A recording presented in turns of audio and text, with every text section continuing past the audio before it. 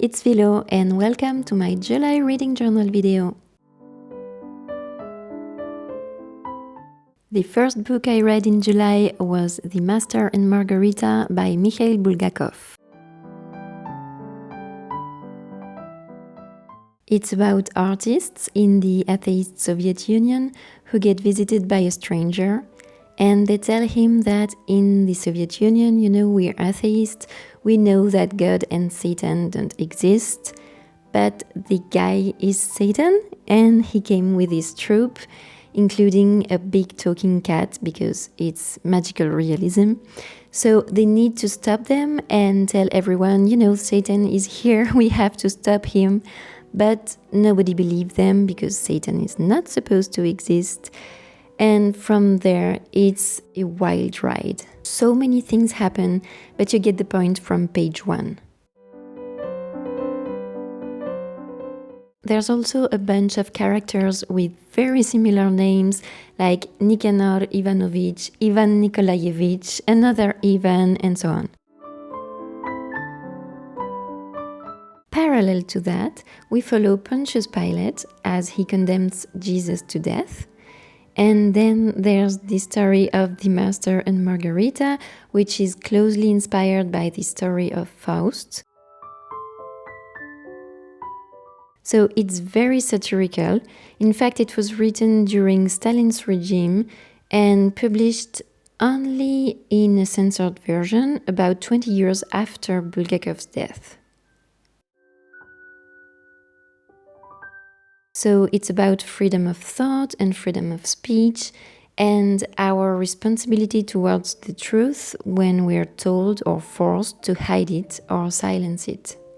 That's a very interesting subject that was also discussed in The Unbearable Lightness of Being by Milan Kundera that I read last month.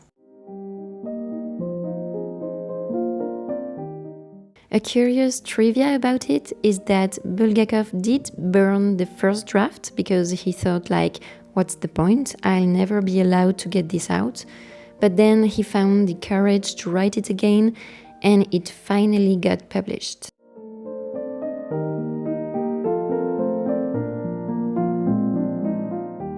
But it's also very chaotic and exaggerated, and the more you read, the wilder it gets. But you get the point in chapter 1. So honestly, I lost the book at the pool when I was halfway through, and I took it as a sign to DNF it. Then I read all the spoilers online, and apparently I didn't miss much, because if you know the story of Faust and Pontius Pilate and Jesus, that's basically it altogether.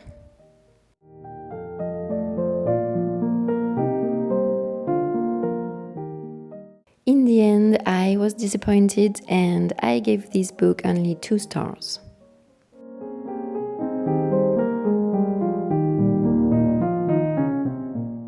Here I'm showing you that the star washi tape comes from a new washi tape set I got from EasyCraft Art as a gift, and you can find the affiliate link as well as my discount code in the description below.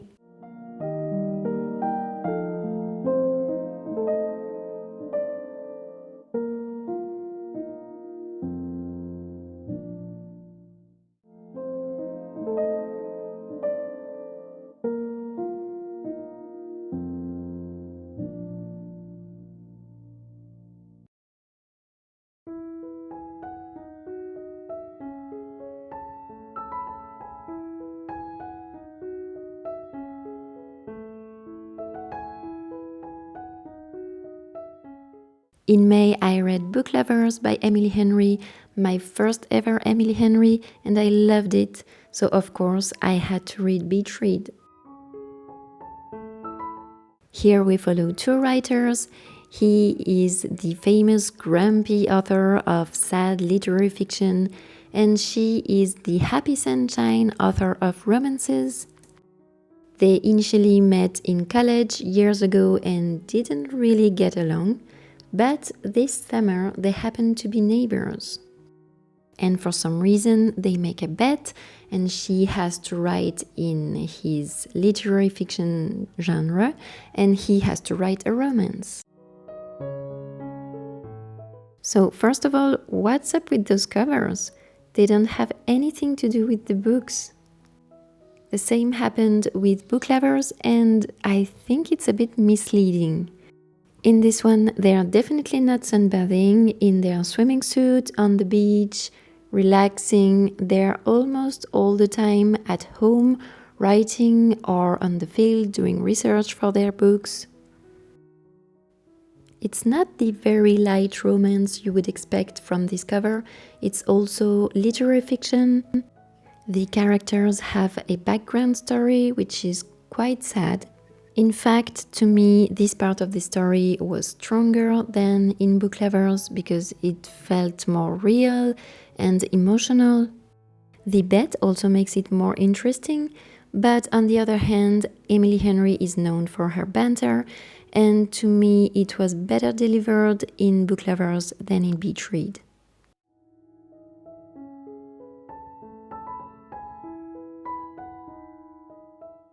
All in all, it was very similar to Book Lovers, though I really don't mind. And I gave it 4.5 stars because there's a bit of miscommunication which I don't enjoy, and the banter was just better in Book Lovers.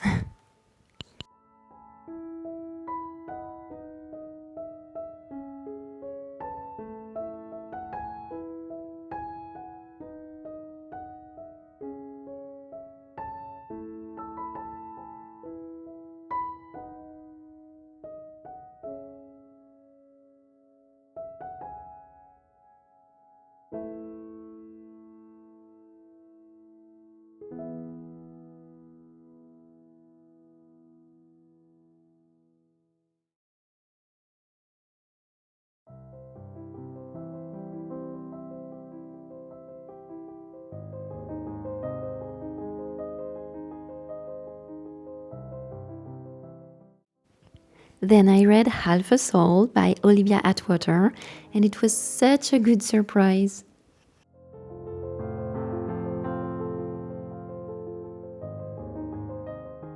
It's a YA fantasy romance set in Regency England, where we follow Theodora Ettings, who was cursed by a fairy and lost half her soul.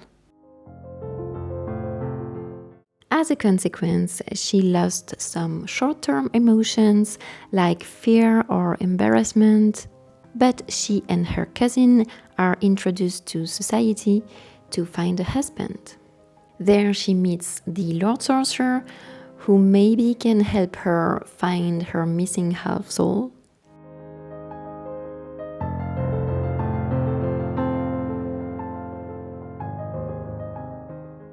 This was so whimsical and sweet but not cheesy, romantic but clean, with a touch of magic and very good banter.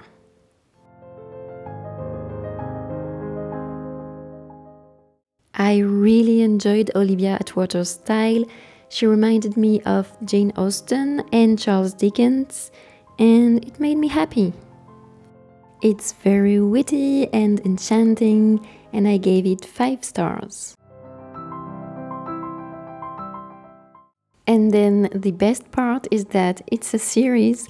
I had no idea during the whole time I read this book, but then the ending was a bit abrupt.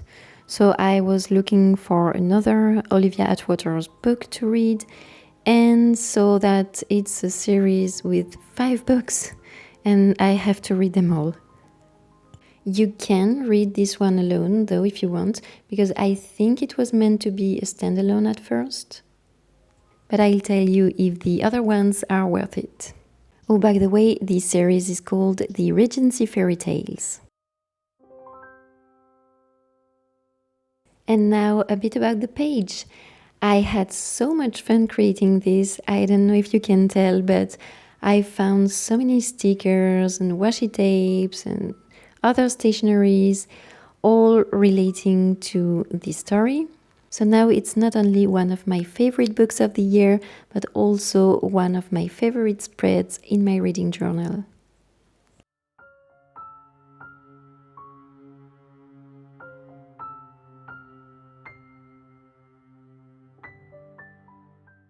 I can't talk more about the book though because I don't want to spoil anything. So I will leave you with the music to enjoy the video, and I'll be back with you in a minute with the fourth book I read in July.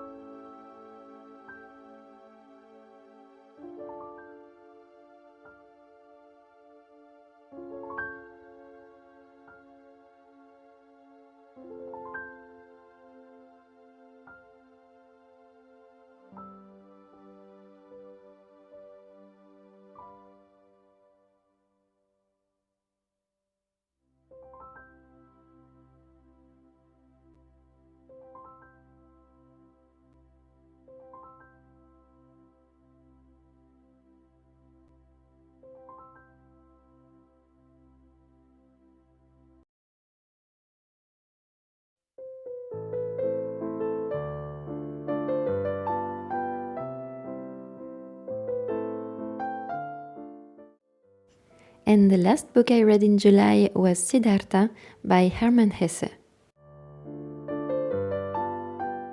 This story is set in India, and we follow the life of Siddhartha and his spiritual journey.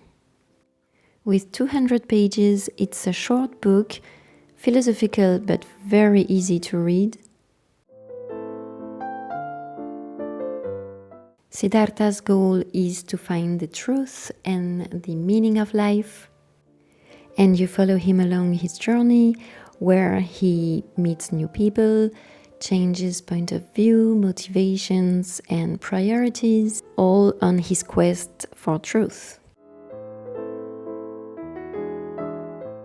As he experiences life and its sufferings, he also discovers himself. So for a book written in 1922, it was quite innovating for that time, especially the concept of finding oneself on the spiritual level.